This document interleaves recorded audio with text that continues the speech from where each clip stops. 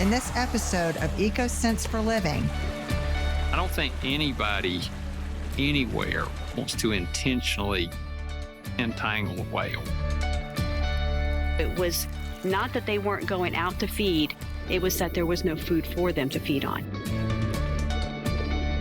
More people are killed by cows and dogs and horses than are ever killed by sharks.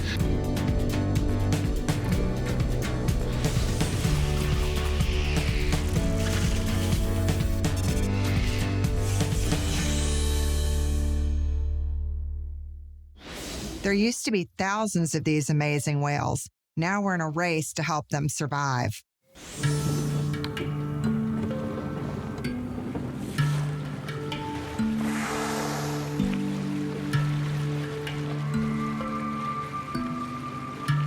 We want to find out more about North Atlantic right whales. Why are they named right whales? Well, that name goes back to the whaling days when the whalers would go out looking for whales to hunt, and it was the right whale because they used to float when they'd been harpooned, which made collecting them after the hunt much easier. So that's why they're called right whales. So they were the right whales to kill. Unfortunately, yes, and that's led to some of the situation that we're in today. And what is the situation we're in today? There are fewer than 400 right whales left in the whole world, and most of them live along the Atlantic coast of North America between New England and the Florida, Georgia area. For about the last 10 or 12 years, there's been a significant decline, what they call a UME, or an unusual mortality event that has killed more than 50 North Atlantic right whales. And when you only have 400, 50 is a significant hit to the population. What are we thinking the cause of the deaths are? One is that they get hit by ships, and that's a risk all up and down the Atlantic coast of North America. They share this habitat with some pretty busy shipping lanes. And one of the problems is that when these right whales migrate down the mid-Atlantic coast and come to the southeast, they have to cross really big, busy port entrances like New York and Chesapeake Bay and Charleston and Savannah. Right whales, they're very slow moving. They tend to just float right at or below the surface where they're often not visible. And they can unfortunately be easy targets for ships that accidentally strike them. So if we're sending people like me and you to the moon, is there no way to have some technology that these ships can use to try not to hit these whales? I think sometimes we assume that we can tech our way out of any problem, but this is a natural problem, and biological problems tend to be the most complicated and difficult types of problems to solve. One of the ways that we can reduce the risk of ship strike is to have people who are on ships watching all the time. But the conditions, unfortunately, sometimes make it hard to see those animals. If the water clarity is not great, or it's foggy, or it's nighttime, it can be very difficult to see those animals, or at least by the time you see them, it's too late to take evasive action and avoid hitting that animal. Would they even know if they hit one? The thing about modern shipping is these ships are so big and so heavy and so fast that they may not even be aware that they've hit an animal. And unfortunately, that size and speed also means that the outcome tends to be kind of binary. Either the animal is going to live or the animal is going to die. The other major problem is fishing gear. And right whales have a tendency to get tangled up, especially in lobster gear, the pots and floats and traps that go along with lobster fishing, particularly good at tangling up right whales. We know that most right whale entanglements start in their mouths, and we think that's because this rope is in the water and the whales are plowing through the water, filter feeding plankton, and they can become entangled in the rope. Whales don't have fingers, so if they become entangled, they can't pull the rope out of their mouth, and so they can become really badly entangled around their bodies. Some of this rope takes thousands of pounds to break, and so really the whales can't break it loose. It can become embedded in their bodies, in their blubber. It can cause amputations. I've seen really ghastly wounds from fishing rope entanglements, and ultimately it can even kill them. They can die from drowning acutely, or in some cases these entanglements will last months or even a year or more. Do you think the fishermen are willing to change their behavior? So there are entrenched interests that would protect the status quo. So the shipping folks want to keep shipping, the fishing people want to keep fishing, the right whales want to keep being right whales, and unfortunately that puts them all in conflict with each other.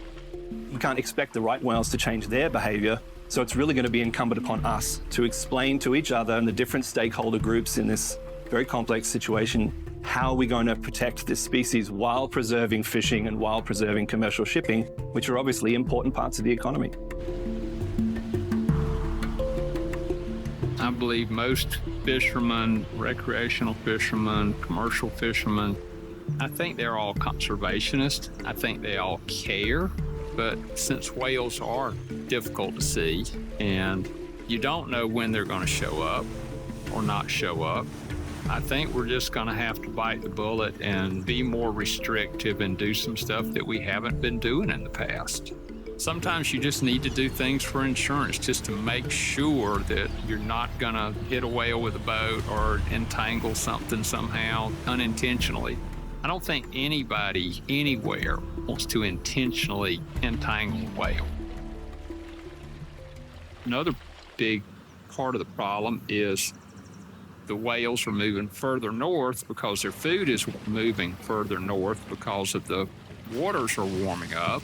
So whales don't stay where they used to stay. So it's hard to protect something that's not where you saw it last year. Then you've got lobster fisheries and snow crab fisheries in Canada, and we really have no control over what they do in Canada. And they're doing everything they can, but it is a complex problem, and a lot of people are working on it. One of the really interesting developments that's happening right now is what's called ropeless fishing. And the idea is to take that buoy rope out of the water column altogether. And so one way that that can be done is to have a system that holds the buoy rope coiled down on the seafloor bed. And then when the fisherman comes to check their traps, they can send an acoustic signal and the buoy pops up. And that way there's, a much less risk that whales will become entangled.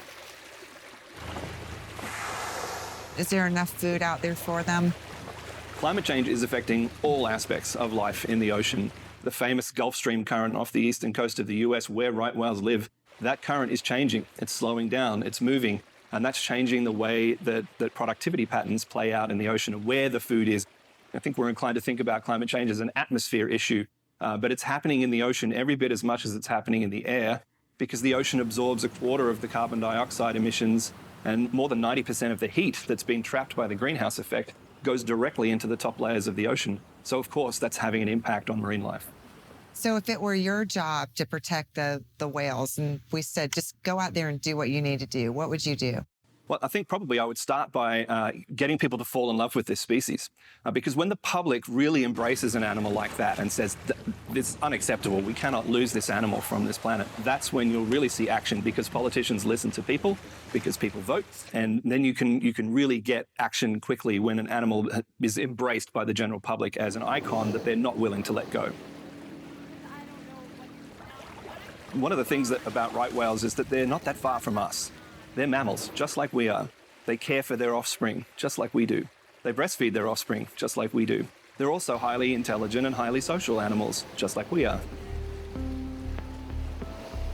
Right whales have been intertwined with humans for centuries, and they came very close to going extinct. And we have an opportunity to see to it that that doesn't happen again, and that the species can increase and can recover. The good news is that all of the models suggest that if we can get entanglements and collisions from ship strikes under control, that the species still has a shot at recovery. Personally, I think about it when I'm out there and I see these mothers and calves rolling around at the surface. We're really lucky that we get to see them today.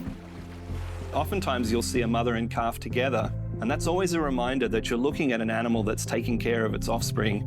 And I think it's easy for humans to really feel something for that relationship, because we all know it from our own lives.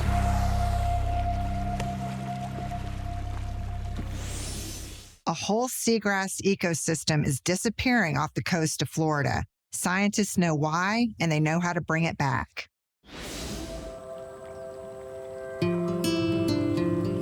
There's so many stories from the locals that talk about being children in the Indian River Lagoon and walking out just like we just did. And they are getting just caught up in seagrass. It's hard to walk through. Seagrass is one of our most important ecosystems. It's food for large grazers, whether it's manatees or sea turtles. A lot of herbivorous fish will eat the grass. but it's also habitat and refuge for a lot of small fish species.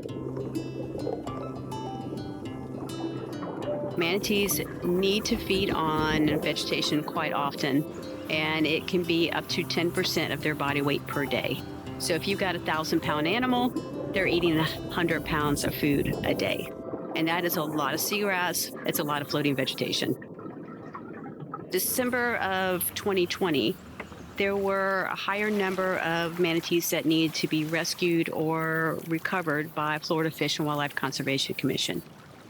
Anytime we would go out into the field, unfortunately, we were finding either a dead manatee or a manatee that needed to be rescued. These animals were floating sideways, very emaciated and lethargic. It was not that they weren't going out to feed, it was that there was no food for them to feed on. So far this year, 2021, we have over 905 manatee deaths. That's tremendous. And a lot of them are concentrated within the Indian River Lagoon system. So we ask ourselves, why? What's causing us? And the prevalent answer is starvation. And why are they starving? Because the habitat of seagrass is gone. I grew up in this area in the water, surfing, diving, fishing, swimming, and there was an abundance of marine life. I remember the seagrass, thick seagrass growing in there. And you could pull a quick seine net through there and get all kinds of animals, from seahorses to lobster to larval stages of fish and crabs and shrimp. It was just tremendous. We never thought about toxic algae blooms or other kind of problems. But when I came back in '78, I started to see a lot of degradation and pollution to our waterways. Now I go out there, that same location, and it's a barren sand bottom. Right now, we are located in the Indian River Lagoon, which is a shallow body estuary that spanned 156 miles along the Atlantic coast of Florida. We're hoping to find any seagrass, but here in Florida, we actually have 7 species of seagrass, all 6 of the species of seagrass that are found in the Western Hemisphere, which makes it a really beautiful dynamic system, very biodiverse. This is a quadrat that we would use to quantify how much coverage we have of the seagrass. So we place this over the bed, and then we look at it from above, and we kind of try and conceptualize how much seagrass is being filled in this area. So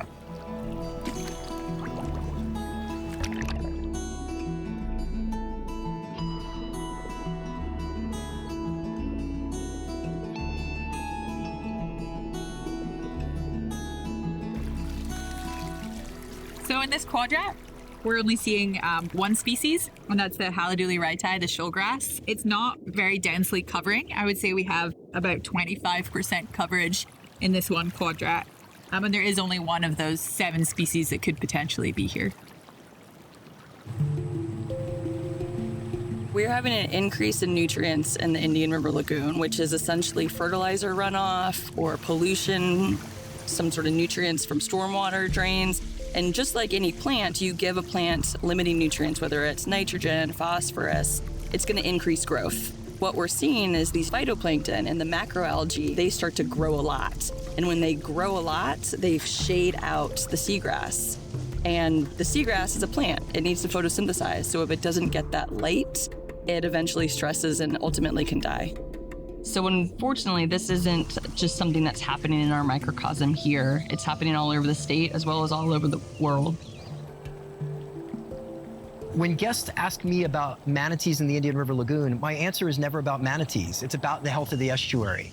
When somebody asks me why manatees are dying, it gives me an opportunity to talk more about healthy seagrasses and mangroves and oyster reefs and the issues that we're facing, nutrient pollution from fertilizer and sewage runoff and septic tanks, and how all of those issues are really affecting the health of the Indian River Lagoon and other coastal water bodies in Florida. Something as simple as a conversation about a manatee can ultimately lead to major changes in the way that people behave as Floridians and visitors to our state. Unfortunately, we have degraded a lot of our ecosystems, whether it's our oceans or our rivers or uplands. And it would just be so wonderful to give Mother Nature a chance to repair herself.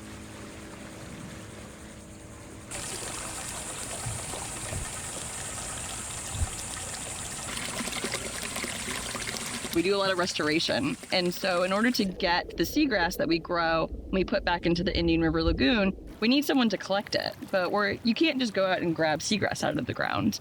And so we have a team of volunteers that will walk the beaches for us or walk along the Indian River Lagoon. And if they find a fragment of seagrass that has a root on it, they'll put it in a little bucket and they'll bring it to us, and then we'll plant it in our nursery.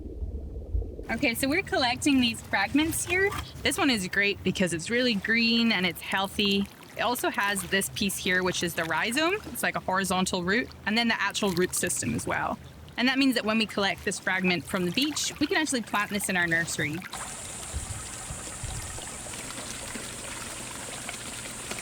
We are at the Seagrass Nursery at Florida Oceanographic Society, where we take the fragments of seagrass that volunteers bring in and we plant them into this seagrass nursery. And so this water is full-strength seawater that comes from the ocean side.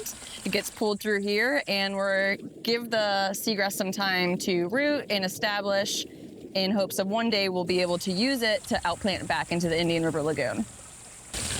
Because this is seawater that comes directly from the ocean, we get all kinds of algal blooms in here, and we have volunteers that come in 3 times a week to take out any sort of bloom, any pieces of algae, and kind of keep the tanks clean so the seagrass can establish. It's actually very soothing to come in and clean it. The manatee grass feels like spaghetti. So these are our seagrass mats. They're composed of a burlap mat where we tie actual seagrass fragments onto it with floral wire. So the idea is that this is all biodegradable. Over time, the mat and the floral wire will disappear, and the seagrass will actually root into the ground. So what we'll do is we put them in the ground and then use these bamboo stakes to actually hold them down. And these bamboo stakes are biodegradable as well.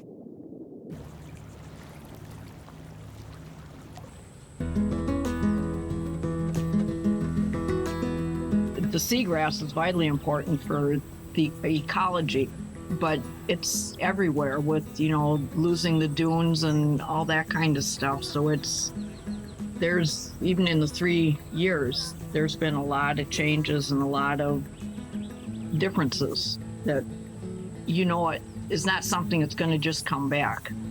If it does, it's going to take multiple years. Yeah. Whatever we can do, I'm much more cognizant of that, of ecology and, the conserving water and, recycling and all kinds of things, just because the impact it has down here is much more obvious than what you would see in Minnesota.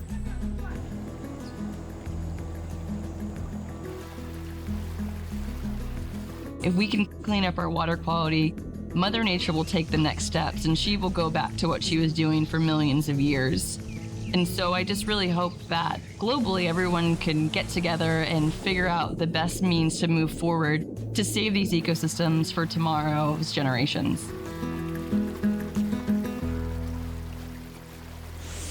Around 73 million sharks are killed for their fins each year, a major reason for their decline worldwide. Shark finning is illegal in the U.S., but the demand for fins has inspired Congress to consider new laws.